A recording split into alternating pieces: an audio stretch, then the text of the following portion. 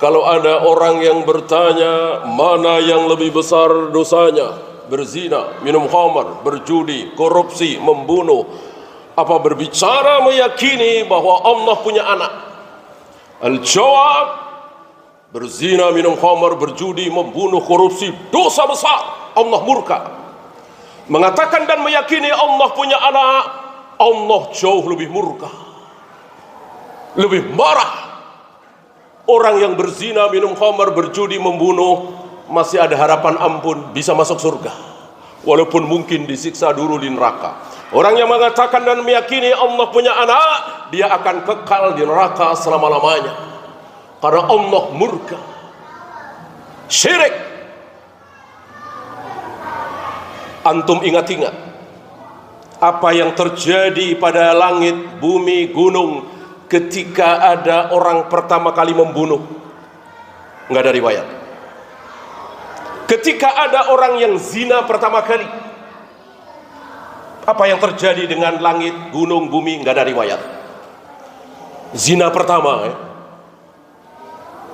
Orang minum khamar pertama atau berjudi pertama kali di muka bumi, apa yang terjadi pada gunung, langit, bumi? Nggak ada riwayat. Yang ada riwayat adalah ketika ada manusia pertama kali mengatakan Allah punya anak, Tuhan punya anak, apa yang terjadi? Ini ada riwayat. Antum bisa baca di surat Maryam 90, 91, 92. Takadu samawatu yatafattarna minhu wa tanshaqqul ardu. Langit-langit hampir mau runtuh, bumi hampir mau belah, gunung-gunung hampir-hampir mau meledak, saking emosinya. Anda'u lirrahmani walada. Ketika ada manusia pertama kali mengatakan Allah punya anak, emosi mereka. Gimana malaikat, gimana Allah Rabbul Alamin? Gunung, langit, bumi seperti itu emosinya. Lalu kita tertawa, tersenyum, ngasih selamat, berangkulan, bersalaman dengan orang-orang yang mengatakan meyakini Allah punya anak. Inna lillahi wa inna ilaihi raji'un.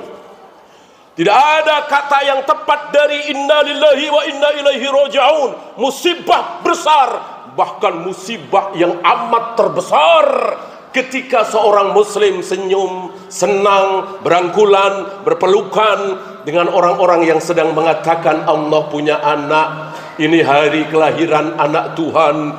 Inna lillahi wa inna ilaihi raji'un. Aqulu qawli hadha astaghfirullah li wa lakum.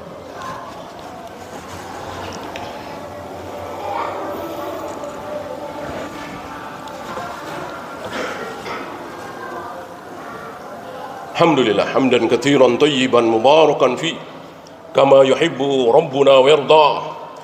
Asyhadu an la ilaha illallah wahdahu la syarika lah wa asyhadu anna Muhammadan abduhu wa rasuluhu wa ba'd. Ketika kita mendengar ayat tadi, yang tidak percaya silahkan cek lagi surat Maryam tadi.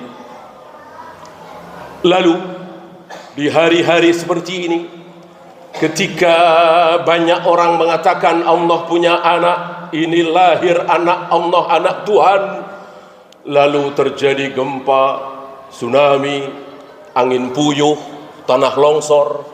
Wajarkah? Sangat wajar. Kecil. Orang langit saja mau runtuh, bumi mau belah, gunung mau meledak, saking emosi.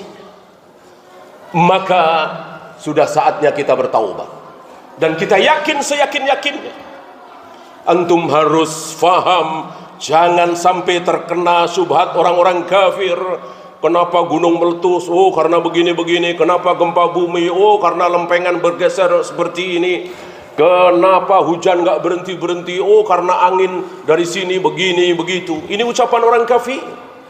Kenapa tidak katakan karena ini kehendak Allah, Allah marah, Allah murka.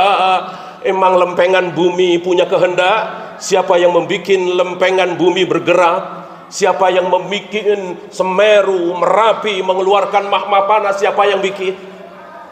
Bukankah kita yakin Allah satu-satunya yang menguasai jagat raya alam semesta? Ketika sebuah gunung meletus, kehendak siapa kalau bukan kehendak Allah? Bikinan siapa kalau bukan bikinan Allah? Enggak ada hubungannya dengan hari, tanggal, bulan, ini, itu kehendak Allah. Dan Allah tidak pernah berkehendak buruk dalam hal syariah, kecuali manusia yang berbuat buruk terlebih dahulu. Antum pernah dengar tanah longsor, gunung meletus, gempa bumi di zaman Nabi Adam? Di zaman Nabi Adam bersama istrinya Hawa, 100 tahun, 200 tahun, 300 tahun, 500 tahun, 700 tahun setelah Adam dan Hawa diturunkan di muka bumi, pernah dengar ada gempa bumi, tsunami dan seterusnya? Tidak ada. Tidak ada. Kenapa? Karena hari itu belum ada satupun orang Buddha, orang Hindu, orang Konghucu, Yahudi, Nasrani, belum ada. Seluruh manusia Muslim menyembah Allah satu-satunya, bertauhid. Maka Allah tidak timpakan azab. Walaupun dosa-dosa besar ada sedikit, tapi syirik belum ada selama 10 abad, 1000 tahun. Antum tahu bencana besar, banjir luar biasa itu terjadi di zaman Nabi Nuh. Sudah lewat 1000 tahun pertama. Ketika manusia menyekutukan Allah dengan Yagus, Ya'uq, Suwa, Wad, Nasr, nama-nama yang diabadikan oleh Allah. Ini nama-nama orang saleh, nama-nama orang soleh yang sudah meninggal, lalu diwujudkan dalam bentuk patung, lalu mereka menyembah Allah lewat patung-patung itu, mendekatkan diri kepada Allah lewat orang-orang yang sudah mati, kuburan orang-orang saleh.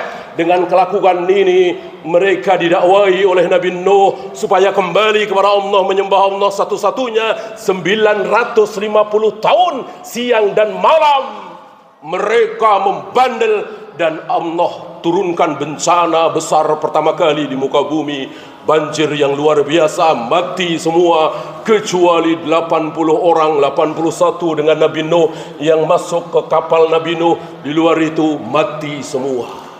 Semakin yakin kita bahwa gempa bumi, tsunami, gunung meletus bukan karena apa-apa, tapi karena dosa kita, kemaksiatan kita, dosa terbesar, kemaksiatan terbesar yang sangat disukai oleh iblis. Tentu yang paling dibenci oleh Allah apa?